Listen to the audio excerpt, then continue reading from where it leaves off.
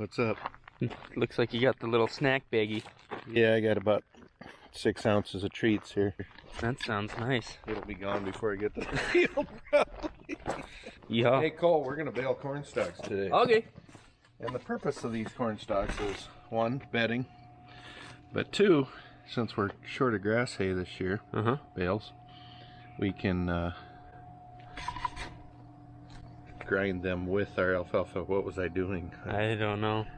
You think we got all the angles today. It's going to be annoying. Whoa, what's with all that? I sprayed them last night. Jesus.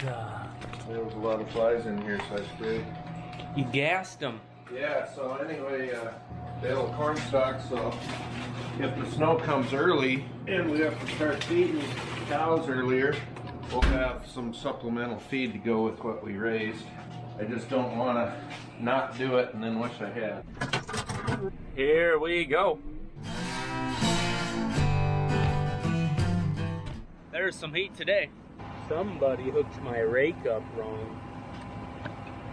But I guess at least somebody hooked it up for me. The stalks seem crisp and brittle, so that's a good thing for what we're trying to do.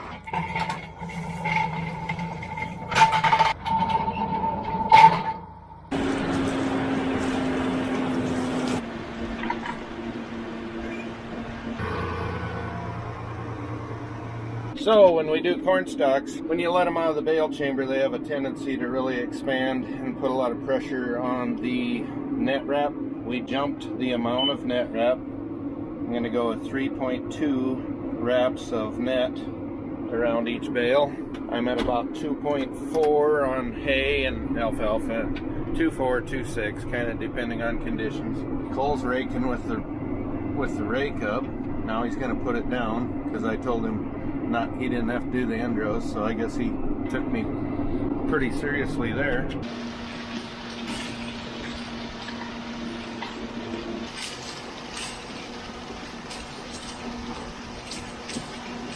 You know, it's not an exact science by any means, and we don't necessarily have to get all of it. Anything we leave, you know, it just goes back into the soil. It's going to just ensure that we've got bedding if it gets real wet in the spring, bedding for our buildings when they're calving inside, and also we can grind them with our alfalfa and grass and stretch our short hay crop, make it last further. We got dust. I'm gonna say that's a good sign, meaning stuff's dry back there. We don't want to make some wet corn stalk bales. There they are. So we can really pump these bales out in corn stalks. There's a lot of stuff. We're making a big windrow back there. If Dad didn't mention it, he wants to make 180 bales out here, which might be the whole dang field. We did make a few last year, I think about 80, and we used quite a few of them, got some left over. We're making so many this year because it's been a dry year and we're a little bit lower on feed than we would be in a normal precipitation year. I know a couple years ago we had a dry year. Dad actually made and fed over 500 corn stalk bales, which that is quite a few bales, especially for our operation. They don't have very great nutritional value. They help you get through a long winter.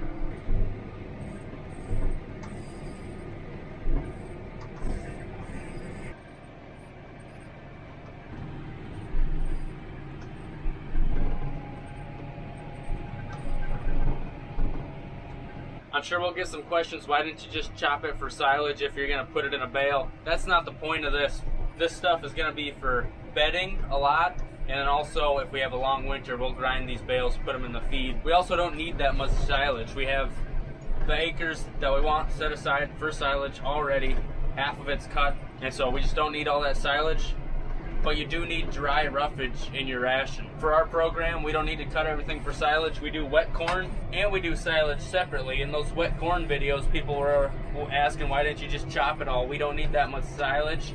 And just by feeding silage, we wouldn't get the amount of corn in that ration that we need. So we need to do a little bit of everything. If you look at a dairy ration, a lot of times they have 4, 5, 6 ingredients to get everything they want.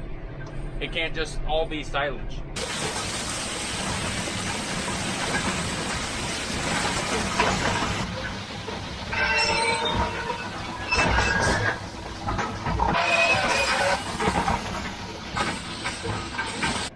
feeling Dad's telling some weird stories with that camera. You know, occasionally somebody will ask me a question that kind of makes me think a little bit. And the other day somebody asked, does anything scare you, Brian? And I want to tell you that one of the most frightening things that I've ever had to experience was chaperoning a high school dance.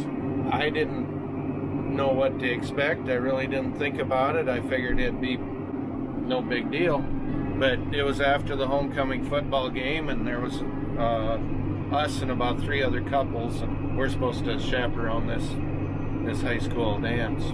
The music starts, and like 75-80% of the kids all go out there at one time in this tight group, and they start grinding on each other, and I'm freaking out. I'm like, what in the heck is going on here?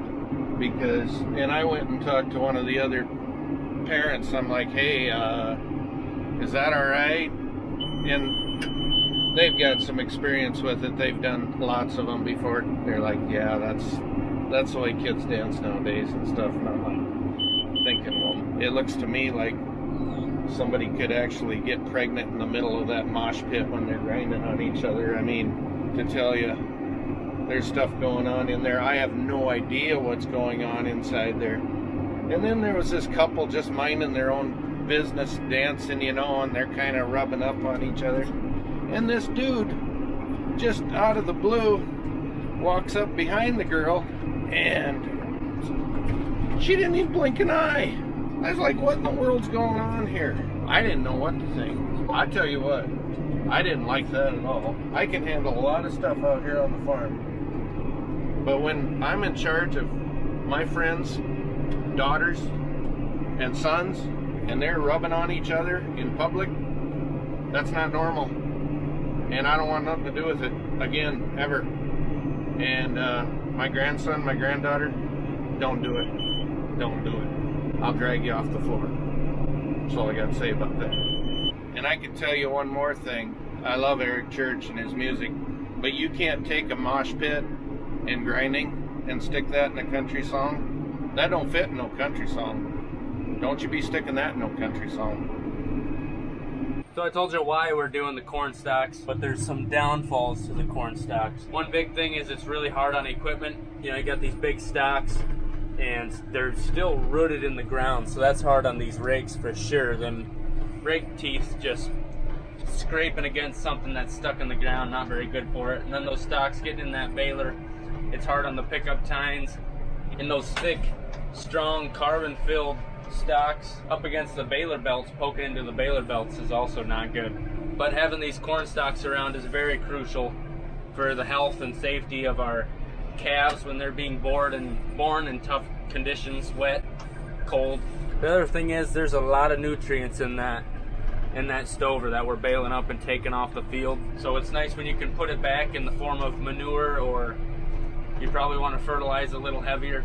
You can see how decent it picks up all that stover, but these are still standing. Imagine that rake and those rake teeth coming through and hitting that hard thing. And at the end, it's still standing upright. Look at this bale. Woo! They're kind of light. You can play with them a little. We do put extra wraps on here because, you know, that alfalfa and that grass kind of intertwines into the other blades of grass and such, making it stay together. But these are always loose.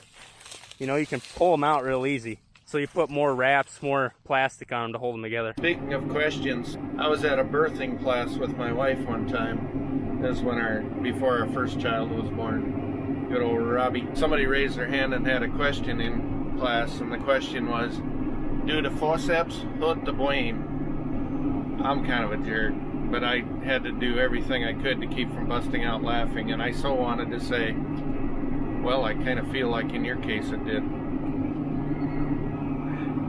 Sorry.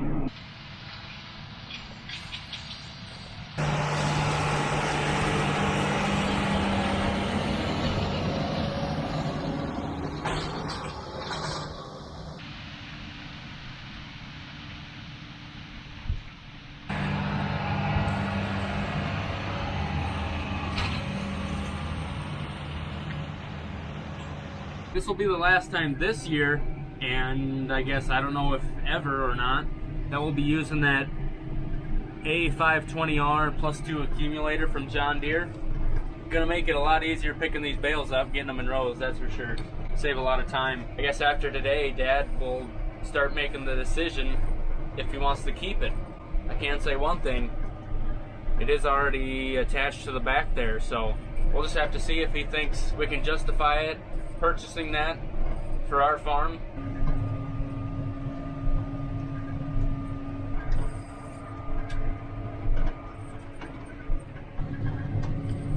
That's a big old badger hole.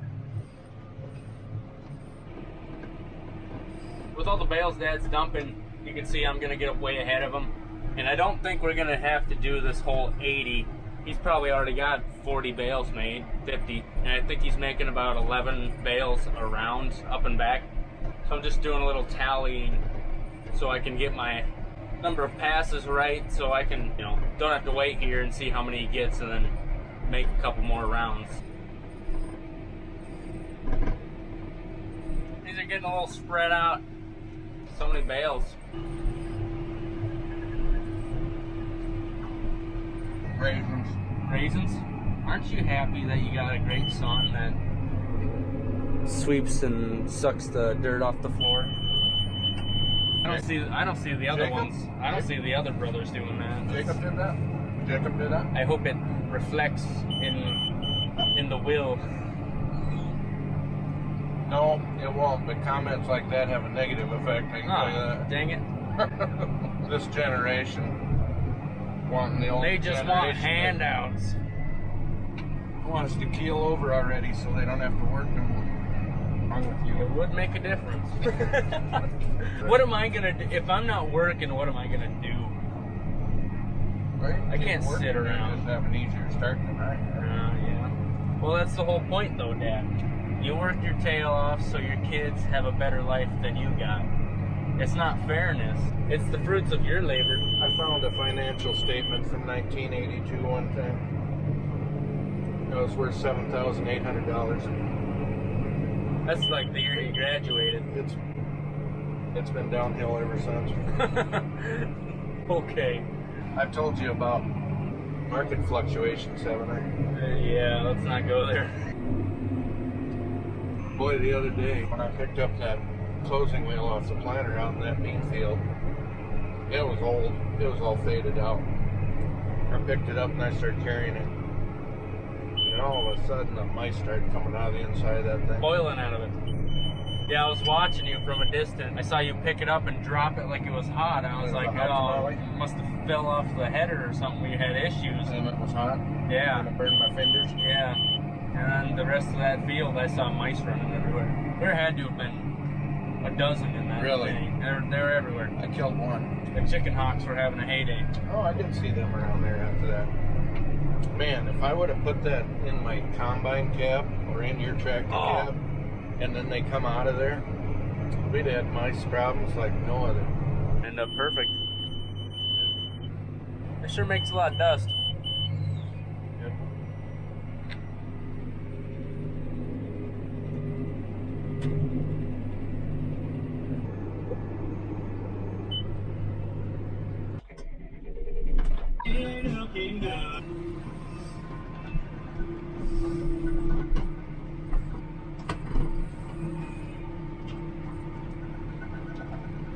Looks like Dad ran out of Netwrap.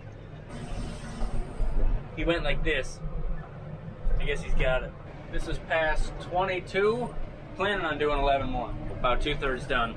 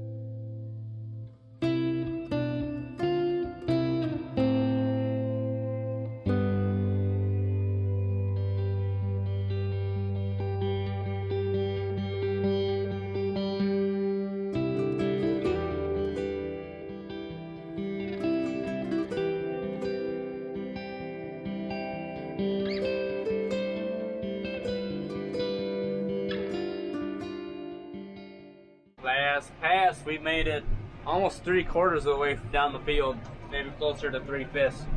That's gonna be a lot of bales. That was graceful. So he'll have about 40 more minutes of baling. We'll head home. Both my brothers and their baby children, small children are there. We're gonna eat some chicken on the grill. Yesterday, Dad finished an 80 of soybeans, him and Jeff did. And the day before, we finished 1/4. So we have about 400 acres of soybeans out already. And we have, I think, a little more than 400. I think we have over 400 acres of corn out already as well. All of a sudden, my window started getting wet. I'm going to show you what happened here.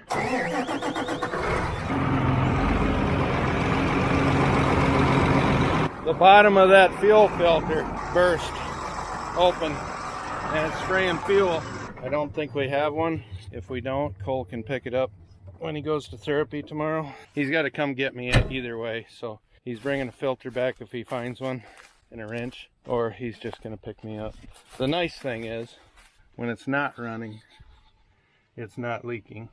I guess the butt end of a fuel filter blew out on the tractor. We got 2 more miles till home, and then I'll see if we have one.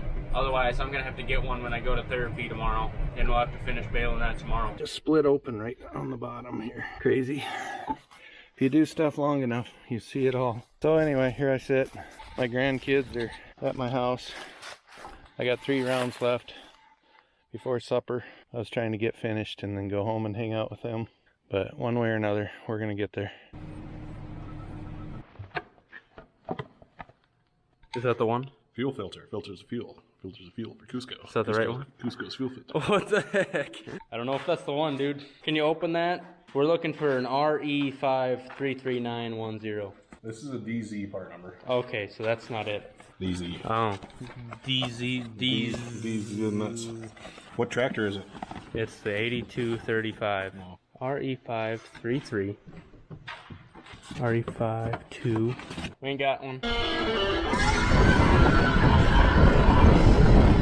You break stuff. Well, that's a bummer. I guess today's not the last day that we're running the baler. Hopefully tomorrow I'll have to run down and get a new filter.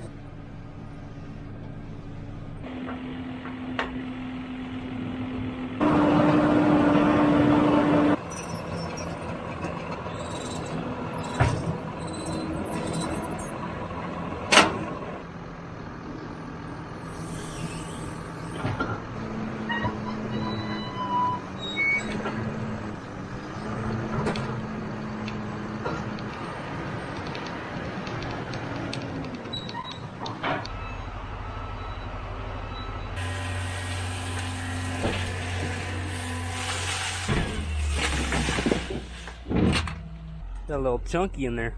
That's gonna be a day. Tomorrow I'll have to run and get parts. So tomorrow we're gonna be either doing soybeans, doing some drilling, doing some baling, or a combination of all 3. It's gonna be a busy video, so we'd like to see you next time. Thanks for watching. Have a good one. There's one good thing about this filter. Since that's our most recent tractor purchase, we didn't put that filter on last. Meaning that filter's not going to be Brian tight.